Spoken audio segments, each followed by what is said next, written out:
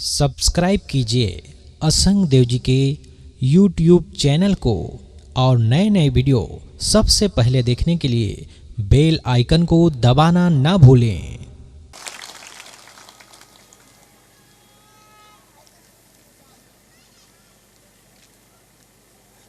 अभी एक भक्त मैंने कहा प्रयाग कुंभ में कि मुझे हरिद्वार के कुंभ में रोटी बनाने वाली मशीन लेना है।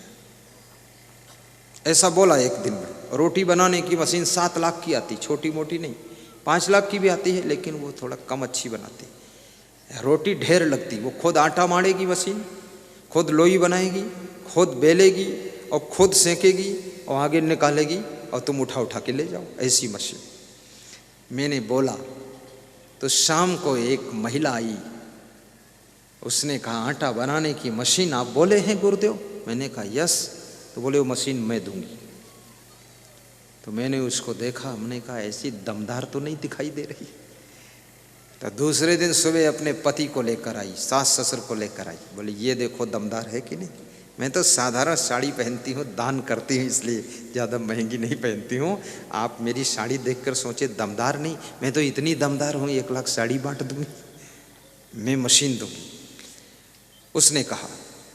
और वो महिला कहाँ की थी? कहाँ की थी आपको पता है? कुछ भी पता नहीं। वो बिहार की महिला थी, बिहार की। इतना बड़ा संकल्प लिया उसने। सवेरे मेरे साथ में अमेरिका के भक्त परिक्रमा कर रहे थे। उन्होंने कहा गुरुदेव आपने मशीन के बारे में सत्संग में बोला है। तो मैं देना वाला था लेकिन कोई दूसरा दे दिया ऐसा बता रहे। मैंने कहा हाँ दूसरा दिया है, बिहार का है। बोले चलो हम कुछ और देंगे आपको। क्या भाग्य है!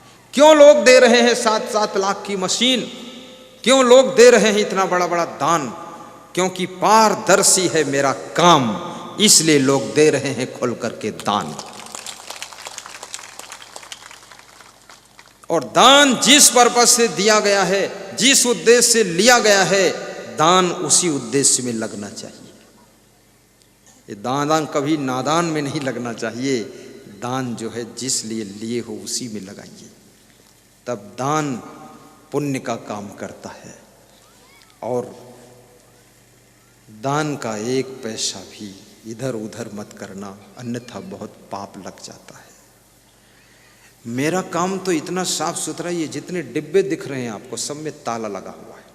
आपके पास टंगे डिब्बे गौशाला की सेवा के लिए कि गौशाला की सेवा के लिए इसमें दान डालो, ताला में बंद है, इसमें भी ताला है। मेरे पास डिब्बा रहता, उसमें भी लॉक सिस्टम है और लॉक सिस्टम में दान डाला जाता है। उसमें मैं भी नहीं निकाल सकता, चाबी मेरे पास नहीं रहती, मैं रखता भी नहीं हूँ, रखूँगा भी नहीं, रखना चाहता भी नहीं। क्योंकि रखूँ तो हमारे संत को संदेह होगा, रात में गुरुदेव खोल के चुपके से निकाल लेते हैं।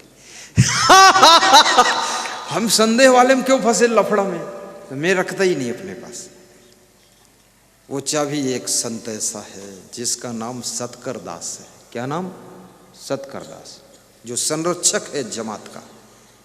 कहीं होगा यहाँ, कहाँ है? पकड़ो उसको, बुलाओ, मत पकड़ना उसको, भाग जाएगा नहीं तो। उसके पास रहती चाबी है। वो इतना टाइट ऑनेस्ट मैन है कि अपने बाप को भी 1 रुपया नहीं देगा। मेरे को तो अलग ही है। मैं कभी उससे मांगता हूँ कि मैं हवाई जहाज से जा रहा हूँ, दे देना 2000 रुपये, तो 2000 देगा, फिर लौट कर आऊँगा तो बोलेगा वो 2000 का हिसाब किताब। तो मेरे पास कोई खर्चा नहीं, मैं पूरा दे देता हूँ वापस, ये लीजिए। और मैं भी अपने संत से रखवा देता हूँ। मेरे साथ संत जो जाता, तुम रख लो हवाई जहाज यात्रा में, क्या करना है उसको। 1-1 पैसे से आश्रम बनाना है, प्रचार प्रसार करना है, कबीर की वाणी को फैलाना है, संतों की सेवा करना है और भक्तों की सेवा करना है। आप हमारे आश्रम आइए, आपको बताता हूँ मैं, बहुत अच्छी सेवा होती है। लेकिन तब आइए जब मैं हूँ, तब नहीं तुमको पहचानेंगे नहीं हम लोग। और साल में 1 बार प्रोग्राम होता है। राजस्थान में आश्रम है कोटा शहर में, शिव जी, वहाँ आमंत्रण देता हूँ। गुरु पूर्णिमा महोत्सव होता है, 10 से 20 हजार लोग भोजन करते हैं, 20 हजार का भंडारा। और वहाँ कमेटी के जो हमारे भक्त थे, उन्होंने 4 साल से कह रहे भंडारा बंद कर दो गुरुदेव। मैंने कहा क्यों? बोले बहुत भीड़ बढ़ती जा रही है, ये कोटा शहर है, तो हमने कहा 1 लाख तक जब तक लोग आएंगे और 10 लाख खर्चा होगा तब तक भंडारा बंद नहीं होगा। तो अभी तो 3-4 लाख में निपट जाता है, 20-25 हज़ार लोग भोजन करते हैं। तो बोले मैं तो दान दे नहीं पाऊंगा आपको। हमने कहा तुमसे मांगता कौन है? तुमसे कौन मांगता है? दान तो जो आत्माएं यहाँ आती हैं उनके भाग्य से दान आएगा और सब भंडारा हो जाएगा। और जब तक गुरु पूर्णिमा महोत्सव होगा भंडारा जरूर होगा, और आश्रम पे कोई कार्यक्रम होगा भंडारा जरूर होगा। और पूरे गांव को ऐलान कर देते हैं कोई भी गांव वाले चूल्हा मत जलाना, सब आ जाओ, मेहमान भी आ जाओ और डब्बे में भर के ले जाओ, घर में बूढ़ों को खिलाओ। मेरा मुझ में कुछ नहीं, जो कुछ है सो तोर, और तेरा तुझको सौंपते क्या लागत है मोर। क्या है संसार में, अभी साहेब बता रहे थे ना, वो मुर्दे को सबने देखा, उसमें कोई संदेहास्पद नहीं है, मुर्दा सबने देखा। तो एक दिन मरना है हमको भी तुमको भी, तो साथ में तो कुछ जाना नहीं। वो तो झूठ लोग कहते हैं ना, हाथ पसारे जाते, हाथ भी साथ कहाँ जाते हैं, हाथ तो यही रह जाते हैं। वो पसारे जाओ चाहे मुट्ठी बंद करके जाओ, हाथ हो मुट्ठी और शरीर तो इधर छूटता, आग में दफन होता। फिर उसको बताते मुट्ठी भर राख हो गया। अरे राख हो जाए चाहे शकर हो जाए, क्या मतलब उससे लेकिन वो जल भुन गया, बर्बाद है सब। तो संसार में जो भी अच्छा कर लो वही तुम्हारे साथ में मित्र के रूप में जाता है। अच्छा कहलाने की इच्छा कभी न रखना मन में, किंतु सदा अच्छा रहना मन में, वाणी में, तन में। मेरा है ऐसा मूढ़ जन्म भर करता, एक दिन मिट्टी के नीचे वह पड़ा पड़ा है सड़ता, वह पड़ा पड़ा है सड़ता। मैं मेरी माया के पिंजड़े से उड़कर निर्मोही, भाग चले जा उस प्रदेश को जो असंग अद्रोही, भाग चले जा उस प्रदेश को जो असंग अद्रोही। एक देखो सेवा की भावना की कहानी एक सुनाता हूं। एक विद्यार्थी गरीब घर में जन्म हुआ, और गरीबी भी एक बहुत बड़ी समस्या है, और गरीबी में बड़ी तपस्या है। और गरीबी में जन्म हो तो भी हिम्मत हारने की जरूरत नहीं, मनोबल कमजोर करने की जरूरत नहीं। नरेंद्र मोदी गरीबी में ही पैदा हुए थे, आज लास्ट लेवल की ऊंचाई पर है। सोचना, गरीबी में जन्मा हुआ बालक वैज्ञानिक, डॉक्टर, इंजीनियर बनता है, सीएम पीएम बनता है। गरीबी आपकी उन्नति में बाधक नहीं है, समस्या आपके विकास में अवरोधक नहीं है। बाधाएं कब रोक सकी हैं आगे बढ़ने वालों को, और विपदाएं कब मार सकी हैं मरकर जीने वालों को, मरकर जीने वालों को। कितनी ही बाधा आए हिम्मत मत हारना,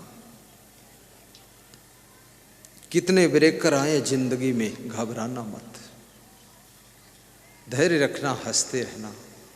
आंख में आंसू हो फिर भी मुखमंडल पे मुस्कान हो। आंख में करुणा है तो तुम पर ये कुदरत भी करुणा करेगी। यदि तुम्हारी आंख में क्रोध झलक रहा है तो कुदरत भी तुम्हारे ऊपर क्रोध के अंगारे बरसाएगी। इसलिए थोड़ा करुणा रखना और नियम से चलना, विवेक से रहना, अहंकार मत करना, झुक जाना, विनम्र हो जाना, समय को पहचान लेना, वक्त की हवाएं किधर जा रही है। तू विद्यार्थी गरीब घर में पैदा हुआ, ऐसी कथा है तुम्हारी जिंदगी को हिला देने वाली कथा है। देखना, सुनना, समझना।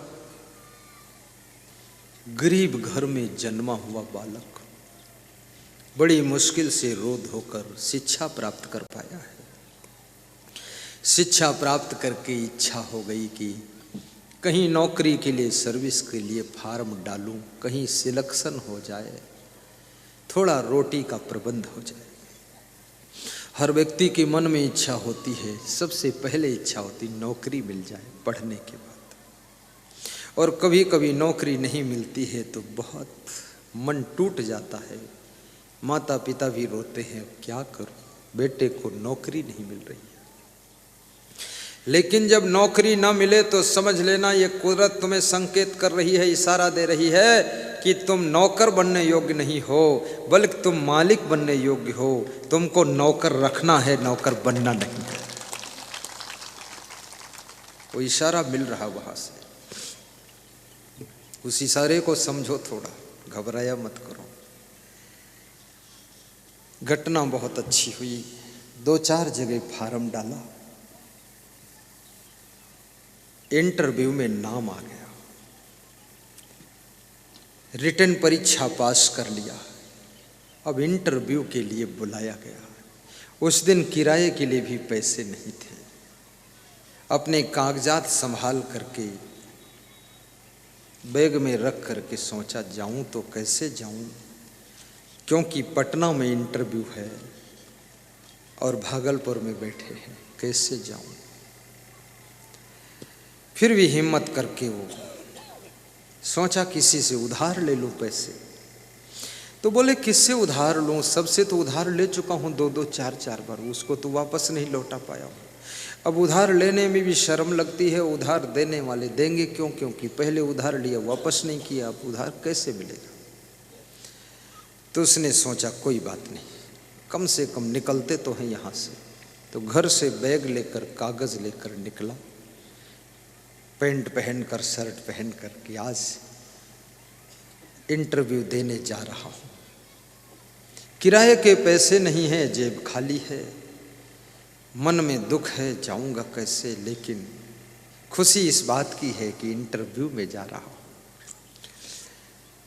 बस अड्डे पर पहुंचा तो वहाँ देखा क्या, बस खड़ी है। तो बस में बैठने की कोशिश किया तो कंडक्टर ने कहा टिकट, बोले पैसे नहीं, बोले नीचे उतर जा। नीचे उतर गया तो उसने देखा एक मंदिर है पास में, शिव मंदिर है। उस मंदिर के चबूतरे के पास में एक भिखारी बैठा हुआ है। तो उसने सोचा विद्यार्थी ने शिव मंदिर में प्रणाम करूं और कुछ कृपा हो जाए। तो वहाँ प्रणाम करने गया तो भिखारी को देखा और भिखारी ने उसको देखा। फकीर था वो भिखारी। तो उस भिखारी को शुगर की बीमारी थी और रोज़ दवा लेनी पड़ती थी शुगर की, और बीपी भी थी। और भिखारी था, भिखारी की जिंदगी भी बड़ी पराधीन होती है, कोई दान दे ना दे क्या पता, किसी दिन भूख। लोगों को भिखारियों के बारे में भी बहुत भ्रम हो गया कि इनके पास बहुत पैसा होता है, इसलिए लोग देते नहीं, कोई देता नहीं। और कुछ लोगों ने तो भिखमंगे का धंधा ही बना लिया है। उनके परिवार के बच्चे, बूढ़े, जवान, स्त्री, पुरुष सब भीख ही मांगते रहते हैं। और जिसके पास जाते तो ऐसे करते हैं, कुछ खाने के लिए पेट पीटते हैं खाने के लिए। तो उनको खाने को दो, कहते नहीं 5 रुपये और थोड़ा। क्या है भिखारी। भिखारी भी अगर क्वालिटी का भिखारी हो, ठीक से भिखारी हो, भिखारी के गुण हो, तो भिखारी को ऐसा कोई मेरे हिंदुस्तान में नहीं है जो उसको भीख ना दे। जरूर भीख दे देंगे लोग, लेकिन भिखारियों में भी नकली भिखारी भरा हुआ है, वास्तव भिखारी है नहीं, भिखारी बना हुआ है। और वो सच्चा भिखारी था, शिव जी के मंदिर के पास चबूतरे पर बैठ करके भीख मांगता था। कोई शिव दर्शन के लिए आया तो भीख दे देता था। तो उस भिखारी ने उस विद्यार्थी को देखा, विद्यार्थी ने भिखारी को देखा, दोनों ने एक दूसरे को देखा। देखते देखते आंख में आंख डाल दिया। तो भिखारी जो था फकीर, उसने हंस करके पूछा कि बहुत मायूस नजर आ रहे हो, बात क्या है। तो उसने कहा कि पेंट शर्ट में हूँ, सूटेड ब्यूटेड हूँ, देखने में तो नहीं लगता है मैं क्या हूँ, लेकिन एक भिखारी तुम हो और तुमसे भी बड़ा भिखारी मैं हूँ कि आज मेरे पास कुछ नहीं है। तो उस भिखारी ने पूछा तुम्हारे पास कुछ नहीं है तो तुम किस काम के लिए कुछ चाहते हो। बोले इंटरव्यू देने जा रहा हूँ, रिटन परीक्षा पास कर लिया हूँ, पटना जाना है, इंटरव्यू देना है। बोले ठीक है, मेरे पास जितने पैसे हैं वो मैं तुमको दे देता हूँ। तो उसने सभी पैसे इकट्ठे किए और गिन करके 2-2,500 रुपये निकले और उसको दे दिया कि देख लो, अपना थैला झाड़ दिया, अब कुछ नहीं बचा, जाओ। फकीर भिखारी के पैसे ले करके और मुड़ करके हाथ जोड़कर नमस्कार करके कहता है, जो अमीरों ने सहारा नहीं दिया वो भिखमंगों ने सहारा दिया है। धन्य है हिंदुस्तान के भिखारी लोग। और आज तू भिखारी है, मैं महाभिखारी हूं, और कभी मैं सर्विस पा गया तो सारा तेरी सेवा में लगाऊंगा कर। और वो गया, पटना पहुंचा, इंटरव्यू दिया, उस भिखारी के पैसे को खर्च करके वहीं भोजन करता है और सिलेक्शन हो गया नौकरी में। वहां से हंसता हुआ आया। 5 दिन के बाद नौकरी ज्वाइन करने के लिए जाना था ट्रेनिंग पर। तो सोचा कि उस भिखारी को फिर मिलता चलूं, उसके सहयोग से हमारा काम बना है। भिखारी को मिलने गया, वहाँ तो शिव मंदिर पर बहुत भीड़ थी, भिखारी को बहुत लोग घेरे हुए थे। तो उसने, विद्यार्थी ने पूछा, इतनी भीड़ क्यों है, बात क्या है? तो देखो भाई, मुझे भी जाने दो भिखारी के पास तक, फकीर के पास। तो अंदर धक्का मार कर जब वो पहुँचा तो देखा भिखारी आज रात में मर गया है, उसकी लाश पड़ी हुई है। बहुत से लोग इकट्ठे हुए हैं। भिखारी का स्वभाव बहुत अच्छा था, उसके दफन करने की बात चल रही है। वो विद्यार्थी रोने लगा कि ये मरा कैसे। तो उसकी लाश के पास में एक चिट्ठी लिखी हुई रखी थी, उसमें लिखा था, ये विद्यार्थी, मैं भी भिखारी और तू भी भिखारी था, मैंने अपने भीख के पैसे तुझको दे दिया कि ताकि तू भिखारी ना रहे। मैं तो भिखारी बनकर पूरी जिंदगी गुजार दूंगा, लेकिन तू सर्विस पा जा ताकि तेरा घर परिवार अच्छा चले।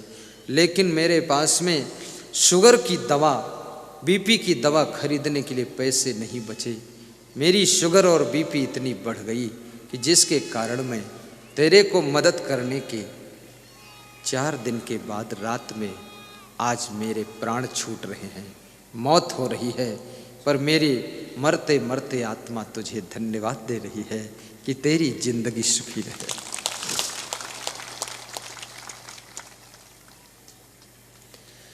उस भिखारी की चिट्ठी को पढ़ करके वो विद्यार्थी रोता है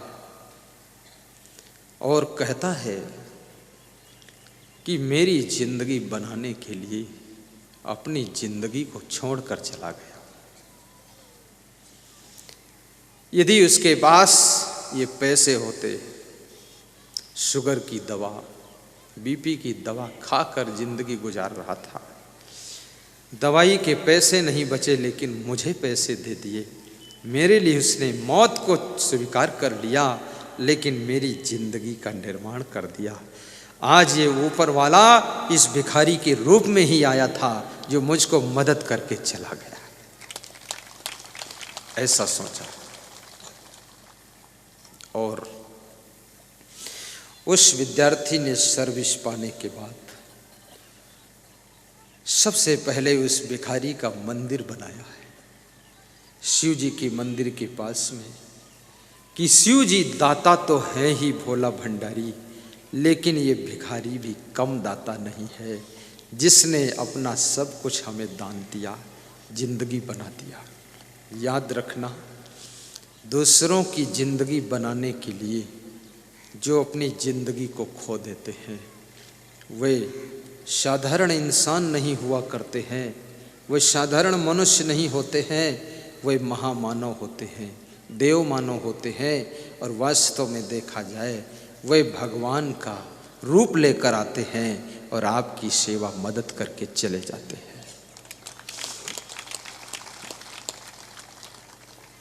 भगवान भगवान के रूप में किसी को मिलता नहीं है, भगवान किसी को भगवान बनाकर भेजता है कि जाओ तुम मदद कर देना।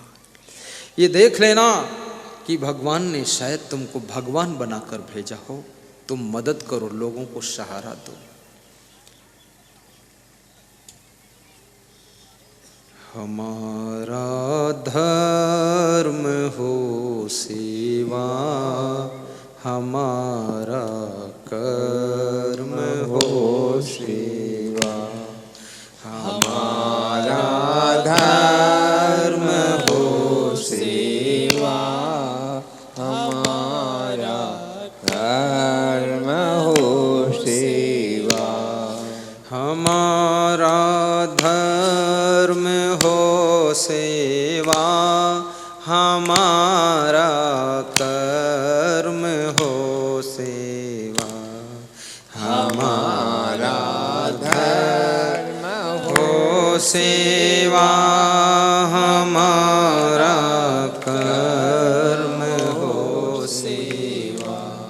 सदा सत्संगियों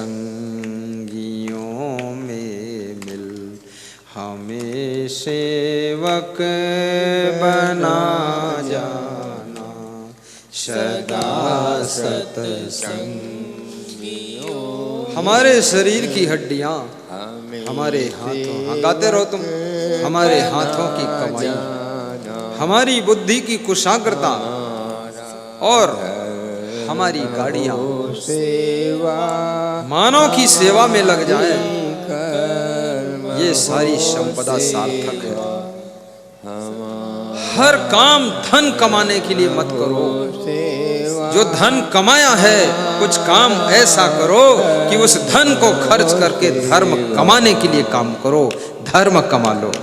हमारा धर्म हो सेवा, हमारा कर्म हो सेवा, हमारा धर्म हो सेवा। आज पंडाल फुल है, शनौखर की कमेटी खुश है और कल पंडाल बढ़ाना पड़ेगा। मैं कहूँगा बम बम जी पंडाल बढ़ाओ, कहूँगा शिव जी पंडाल बढ़ाओ, मुरलीधर पंडाल बढ़ाओ, और पंडाल बढ़ाओ, बिछौना बढ़ाओ, भोजन भंडारा बढ़ाओ, और बढ़ाते बढ़ाते 15 तारीख को मुझको भी सुपौल तरफ बढ़ाओ, उधर भेजो। मेरी इच्छा होती मैं 15 तारीख को भी यहीं रहूं, यहीं रह जाऊं।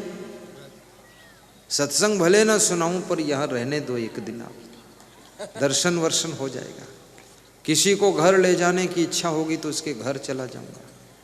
बहुत से लोग मुझे घर के लिए बुला रहे, कुरमा वाले बुला रहे हैं, मेरे यहाँ आना जरूरी है।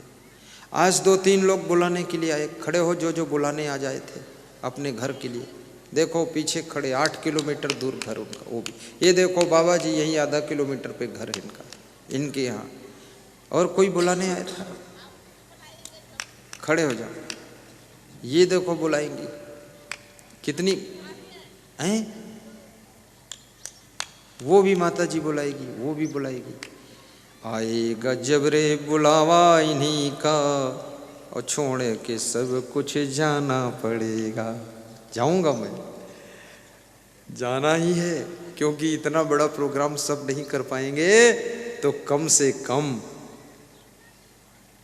1 घंटा के लिए हमको बुला लेंगे तो मन में शांति आएगी, घर की बाधा बला निकल जाएगी। इसको पधरौनी कहते हैं, पधरौनी जाना है।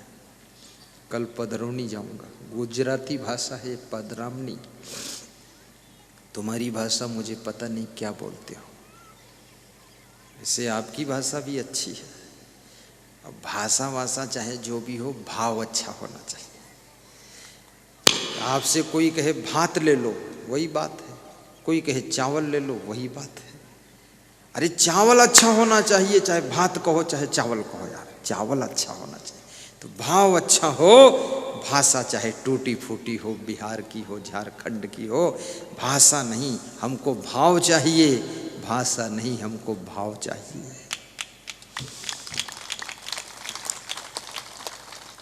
जमकर बैठे रहो, कोई उठना मत, उठना मत। उठोगे तो घुटना में दर्द होगा फिर। और जिनके घुटना में दर्द है, कमर में दर्द है, वह सामने श्री च्यवन आयुर्वेद कंपनी की दवाएं आई हैं, जिनमें एनार्ट पाउडर घुटना दर्द खत्म करता है। 3 महीना खाओ घुटना का दर्द खत्म, और उसके बाद फिर खाओ तो घुटना भी खत्म, साल भर खाओ तो तुम भी खत्म। इसलिए बहुत दवा भी नहीं खाना चाहिए। बीमारी खत्म तो दवा खत्म करो, नहीं तुमको दवा खत्म कर देगी। और जिनको शुगर है उनके लिए शुगर फिट टाप की दवा वहां है, 3 महीने खाओ शुगर डाउन, नॉर्मल हो जाएगी। और जिनका पेट बड़ा हो रहा है, पेट कड़ा है, पेट बड़ा है, पेट इंडिया गेट है, बहुत बड़ा है, वे लोग मैदो हर चूरन 24 घंटे के अंदर पेट को अंदर खींच देगा। 1 महीना खा लो पेट खत्म, 2 महीना खाओ पीठ खत्म, 6 महीना खाओ तुम भी खत्म। ऐसे मैं तो उसको 2 दिन खाया, उसके बाद हिम्मत नहीं पड़ रही खाने की। सब पूरा ऐसे लगाता है, अंदर लगता है सब पूरा साफ कर दिया झाड़ू लगा के। और अच्छे स्वास्थ्य के लिए कभी कभी सलाद खाया करो, खीरा, ककड़ी, मूली, गाजर, सलजम, चुकंदर, टमाटर, ये सब छोटा छोटा काट काट करके उसमें हरी मिर्च काट के छोटी छोटी डालो, फिर नमक मिलाओ और फिर कटोरा में लो 250 ग्राम पाव भर, और बैठ के खाओ प्रेम से। और 2-4 चना डाल दो भिगा कर उसमें फुला कर, 2-4 दाने मूंगफली के, फिर क्या टेस्ट बनेगा। दुनिया की कोई चीज़ में इतना टेस्ट नहीं जितना इसमें टेस्ट होगा। मैं इसको हांगकांग में खाया था, हांगकांग प्रवचन करने गया। हांगकांग देश से दूसरा समुद्र पार है, और वहाँ इसी को खाकर सत्संग सुनाया। बुद्धि बहुत तेज हो गई। तुम भी खाओ, बुद्धिमान हो जाओ, साल भर खाओ, इतनी बुद्धि बढ़े कि अगली बार आऊँ तुम इधर बैठ के सुनाओ, मैं उधर बैठ कर सुनूं। बहुत अच्छी चीज़ है सलाद। और फिर एक चीज़ और बता देता हूँ, बताऊँ कि ना बताऊँ? पेट का रोग सब निकाल दूँ, बता दूँ? बिना दवा का इलाज पेट का। ठीक से बोलो कि बताइए। हाँ ठीक है, अब ठीक। ये जो खिचड़ी होती ना, छिलके वाले मूंग की दाल 4 मुट्ठी और 2 मुट्ठी चावल, इतना अनुपात, और खिचड़ी बनाइए। और शाम को दूध, गाय का हो या भैंस का हो, 1 गिलास दूध या 2 गिलास दूध, 2 गिलास लो, 1 गिलास में तो तुम्हारे कुछ नहीं होगा, 2 गिलास कम से कम आधा लीटर दूध। और उसमें 1 नींबू निचोड़ दो। क्या निचोड़ना है? नींबू। क्या? नींबू। क्या बोलते हो? नींबू, लीबड़ा, लीबू हैं, नींबू। हाँ दो, नींबू निचोड़ दो, नीम मत निचोड़ देना, नींबू। और नींबू निचोड़ दो, 1 नींबू निचोड़ दो, 1.5 नींबू निचोड़ दो, और उसके बाद ढक के रख दो। ऐसे डब्बा बंद करके मत रखना, हल्का ढकना, थोड़ा एयर पास हो जाए, ऑक्सीजन आती जाती रहे। और सवेरे खिचड़ी बनाकर वही दही बन जाएगा, और उसको उस खिचड़ी में मिला करके खाइए। अरे पेट के सारे रोग खत्म, पेट साफ, आंव खत्म, पेचिस खत्म, दस्त खत्म, बदहजमी खत्म, पेट का फूलना खत्म, गैस खत्म, और इतनी भूख लगेगी कि तुम्हारे घर का भोजन भी खत्म कर दोगे तुम। हाँ, ये मैं तो कर चुका हूं, वो बता रहा हूं आपको। हाँ, और आपके घर में अगर घर के पीछे जगह हो थोड़ी, तो उसमें देसी पपीता लगाइए 10 पेड़, 4 पेड़ अमरूद जामफल के लगाइए। सुबह सुबह पपीता खा लो यदि, और जामफल खा लो, 1 मूली चबा चबा कर खा लो, 1 गाजर खा लो, पेट की सारी बीमारी खत्म। कोई डॉक्टर फाक्टर का काम ही नहीं लगेगा। और सारी बीमारियों की जड़ पेट है। पेट सबका गड़बड़ रहता है, क्योंकि जरूरत से ज़्यादा लगभग लोग खा लेते हैं। अगर अभी अभी समोसा आ जाए और यहाँ बीच वाले रास्ते में हम काउंटर लगवा दें, रख दें समोसा, 10 कुंटल समोसा रखते हैं, और चटनी रख दें 1 कुंटल, और मैं बोल दूं कि मैं छिप जाता हूँ, इच्छा अनुसार खा लो, तो उसमें एक भी समोसा मिल जाए तो बता देना।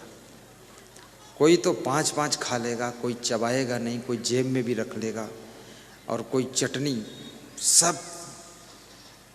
एक डॉक्टर मेरे आश्रम पर आया और बोलता था परहेज से खाना चाहिए, और जब उसने खाना शुरू किया तो समोसा बना था तो 5 समोसा खाया और चटनी उठाकर पी लिया। तो मैंने कहा डॉक्टर साहब परहेज किया? अरे बोले ऐसा चांस कभी कभी मिलता, कल से परहेज कर लेंगे।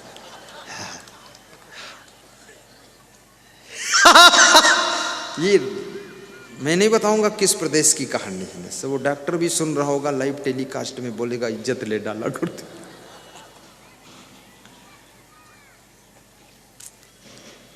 और जब नींद आ रही हो तो थोड़ा सा आधा घंटा ही सो लेना, क्योंकि शरीर के अंदर ऑटोमेटिक सिस्टम है। जब शरीर नींद का झोंका लेता है, 20 मिनट भी सो लोगे तो आपके माइंड के अंदर वो लिक्विड बनता है जिससे पूरी बॉडी स्वस्थ रहती है।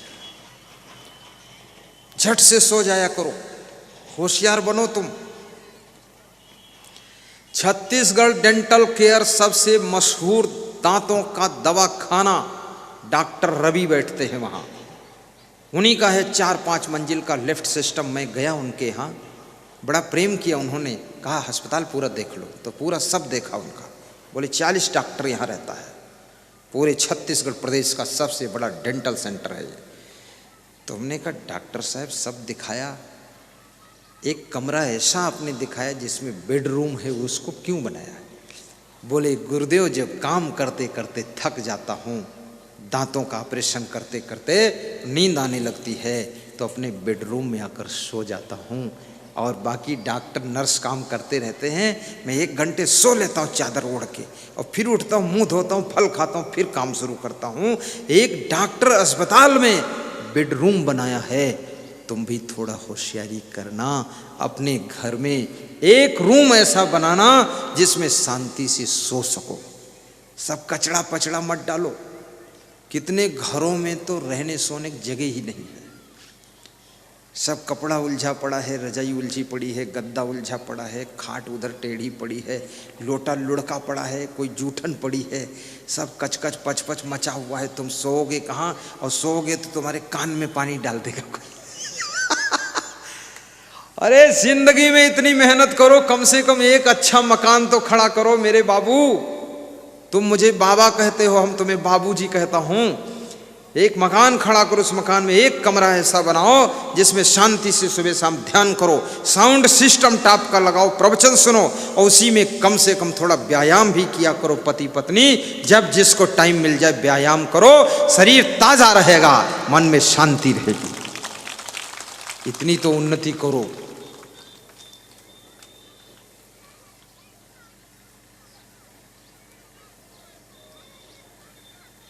हमें आपस में मिलजुल कर प्रभु जी जीना सिखा जाना। आज मेरे पास बॉम्बे से फोन आया मोंटू भाई का, वो कह रहे थे गुरुदेव बॉम्बे के सत्संग का प्रभाव आपके चले जाने के बाद दिखाई दे रहा। मैंने कहा क्या दिखाई दे रहा?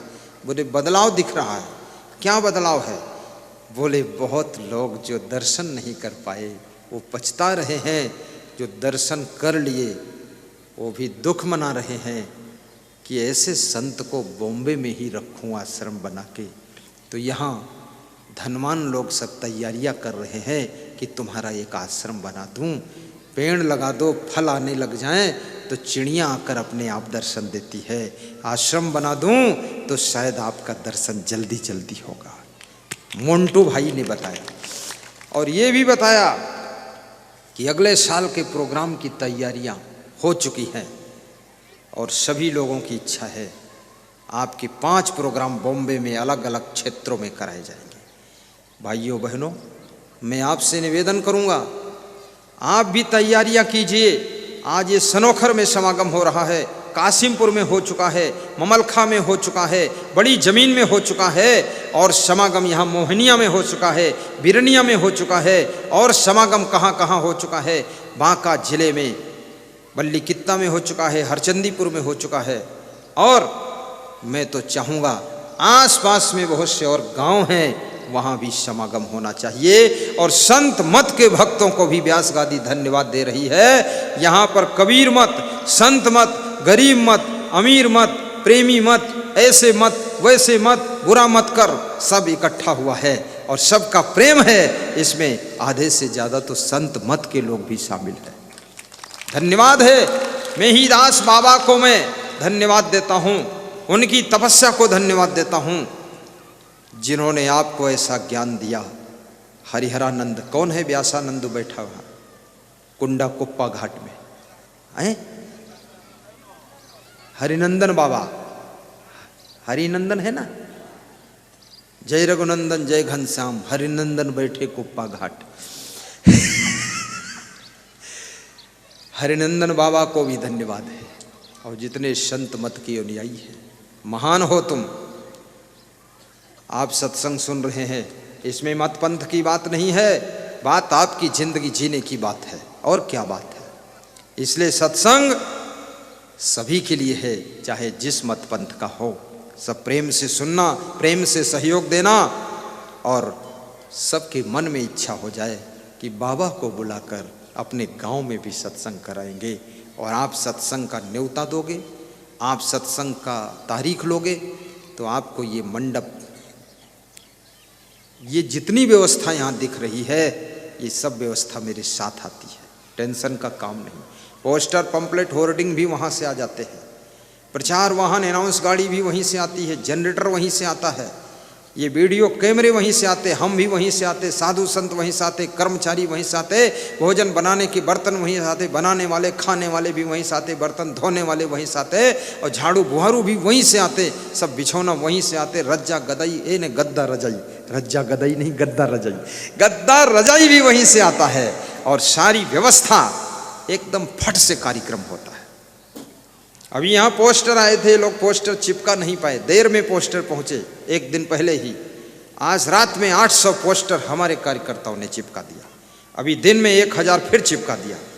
एक गाड़ी में 6, 7, 8 लोग चल रहे चिपक। मैंने कहा क्या इरादा? बोले जो आप कहें वो इरादा। हमने कहा चिपका दो इनको, भगत खाली नहीं है, तुम लोग चिपका दो। तो ये क्योंकि ये प्रोग्राम आपका ही नहीं मेरा भी है, मुझे इसे संभालना होता है, और हम आपको सहयोग भी करते हैं। तो मैं निवेदन करूंगा, ये प्रोग्राम करो आप। बार बार आपके क्षेत्र में आऊं, गांव गांव में सत्संग सुनाऊं। जैसे मोबाइल की बैटरी को चार्ज करना पड़ता 24 घंटे में 1-2 बार, ऐसे साल में कम से कम आपके मन की बैटरी को सत्संग के द्वारा चार्ज किया जाए, तो आपकी मन की बैटरी डाउन नहीं होगी और आपकी जिंदगी में लाइट बनी रहेगी ज्ञान की।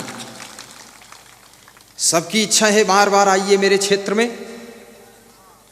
जोर से बोलो, हाथ उठाकर बोलो, मुंह खोल कर बोलो, ऊपर ऊपर ताली बजाकर बोलो।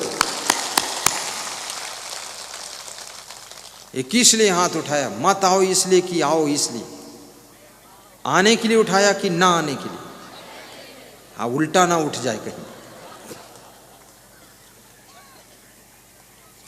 हमारे ध्यान में आकर गुरु जी आँखों में बस जाना, हमारे ध्यान में आकर गुरु जी आँखों में बस जाना, प्रभु जी आँखों में बस जाना, प्रभु जी आँखों में बस जाना।